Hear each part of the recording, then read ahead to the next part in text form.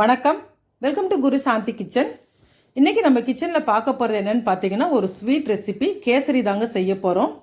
நார்மலாக கேசரி பார்த்தீங்கன்னா சூடாக இருக்கும்போது ரொம்ப டேஸ்டியாக இருக்கும் சாப்பிட்றதுக்கு. அப்படி ஸ்பூன் போட்டு எடுக்கும்போதே டக்குன்னு வந்துடுங்க.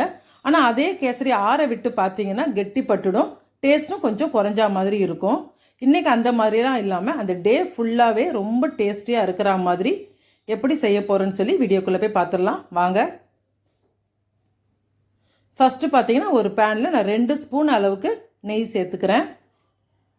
நெய் நல்லா உருகினதும் அதில் ஒரு கைப்பிடி அளவுக்கு முந்திரி பருப்பு சேர்த்துருவோம். முந்திரி லேசாக வறுப்பட்டு வந்த பிறகு கொஞ்சமாக காஞ்ச திராட்சையும் சேர்த்துக்கலாங்க. திராட்சையும் ஓரளவுக்கு உப்பி வந்ததும் முந்திரி திராட்சை ரெண்டையுமே வேறு ஒரு பிளேட்டில் மாற்றி எடுத்து வச்சிடலாம். இப்போ பார்த்தீங்கன்னா இந்த மீதி இருக்க நெய்யிலேயே நம்ம ரவையை வறுத்துக்க போகிறோம். நான் இன்றைக்கி 250 கிராம் அளவுக்கு ரவை சேர்த்துக்கிறேங்க. நம்ம நார்மலாக உப்புமா செய்கிற ரவை தான். உங்களுக்கு கேசரிக்கு ரவை எப்படி வறுக்கணும்னு பார்த்தீங்கன்னா, நல்ல வெள்ளையாக பொரிஞ்சு இந்த மாதிரி உதிரி உதிரியாக வர அளவுக்கு வறுத்துக்கணுங்க. அப்போ தான் உங்களுக்கு கேசரி நல்லா சொலையாக எடுக்கிறதுக்கு சூப்பராக இருக்கும். இதுதான் இதுக்கு கரெக்டான பதம். இப்போ இந்த ரவையை நம்ம வேறு ஒரு பிளேட்டில் மாற்றி வச்சுட்டு அதே பேனில் தண்ணி சேர்த்துக்கலாம். நம்ம எப்போவுமே பார்த்தீங்கன்னா 1 டம்ளர் ரவைன்னு சொன்னோம்னா 2 டம்ளர் அளவுக்கு தண்ணி சேர்ப்போம், இல்லைனா கூட ஒரு அரை டம்ளர் சேர்த்துக்குவோம். இன்றைக்கி அப்படி இல்லாமல் நான் 3.25 டம்ளர் அளவுக்கு தண்ணி சேர்த்துக்கிறேங்க. இந்த அளவு தண்ணி சேர்க்கும்போது ரொம்ப சூப்பராக இருக்கும் கேசரி. உங்களுக்கு அதிகமாக கெட்டிப்படாமல் ஓரளவுக்கு நார்மலாகவே ரொம்ப சூப்பராக இருக்கும் சாப்பிட்றதுக்கு. தண்ணி கொதித்ததும் பார்த்தீங்கன்னா கொஞ்சமாக கேசரி கலர் சேர்த்துக்கலாம். அது கூடவே ஒரு பிஞ்சு அளவுக்கு உப்பு சேர்த்துக்கோங்க. உப்பு சேர்க்கும்போது அதனுடைய இனிப்பு நல்லா எடுத்து கொடுக்கும். இப்போ கொதித்த தண்ணியில் நம்ம வறுத்து எடுத்து வச்ச ரவையை கொஞ்சம் கொஞ்சமாக கொட்டி நல்லா கிளறிக்கோங்க. நல்லா கெட்டிப்படாமல் நல்லா கிளறி கொடுத்துடலாம். இது தண்ணி அதிகமாக இருக்கிறதுனால டக்குன்னு கட்டிப்படாதுங்க, அதனால் தைரியமாக கொட்டி நல்லா கிளறலாம். இப்போ நல்லா கிளறி கொடுத்த பிறகு பார்த்தீங்கன்னா மீடியம் ஃப்ளேமில் வச்சு ஒரு 5 நிமிஷத்துக்கு இந்த ரவையை நல்லா வேக விட்டு எடுத்துக்கோங்க.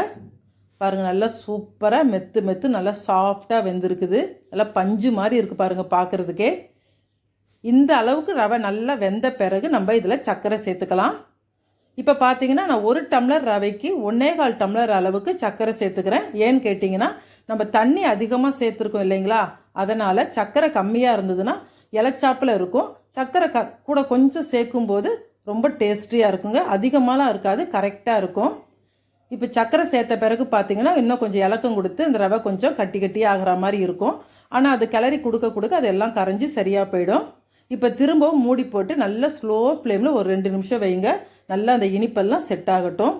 பாருங்கள், சூப்பராக வந்துடுச்சு கேசரி. நல்லா பாருங்கள், அருமையாக இருக்குது பார்க்குறதுக்கே. நல்ல கமகமன் வாசனையாக இருக்குது. நீங்கள் குறிப்பாக பார்த்தீங்கன்னா இதில் நம்ம நெய் அதிகமாக சேர்க்கவே இல்லை, 2 ஸ்பூன் நெய் தான் சேர்த்துருக்குறோம்.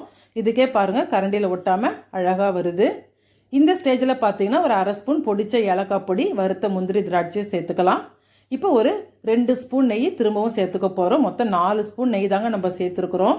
இதில் கொஞ்சம் கூட எண்ணெயெல்லாம் எதுவுமே நம்ம சேர்க்கவே இல்லை, 4 ஸ்பூன் நெய் மட்டும் சேர்த்துருக்குறோம். இப்போ எல்லாமே சேர்த்து நல்லா கிளறிடுங்க. இந்த அளவுக்கு நெய் சேர்த்தாலே போதும், ரொம்ப சூப்பராக இருக்கும் கேசரி சாப்பிட்றதுக்கு. அவ்வளோதான் பாருங்கள், நல்லா கிளறியாச்சு. அவ்வளோதான், கேசரி ஆல்மோஸ்ட் முடிஞ்சாச்சு. இப்போ நம்ம ஃபைனலாக பார்க்கும்போது பார்த்திங்கன்னா ஒரு 1/4 ஸ்பூன் நெய் மட்டும் போட்டு நல்லா அது மேலே பூசி விட்டுடுங்க. பூசி விட்டுட்டு ஸ்டவ்வை ஆஃப் பண்ணி அப்படியே மூடி வச்சிடலாம். நல்லா ஆறட்டும். ஆறின பிறகு பார்க்கலாங்க. அப்படியே மூடி வச்சிடலாம். நல்லா ஆறின பிறகு திரும்ப பார்ப்போம்.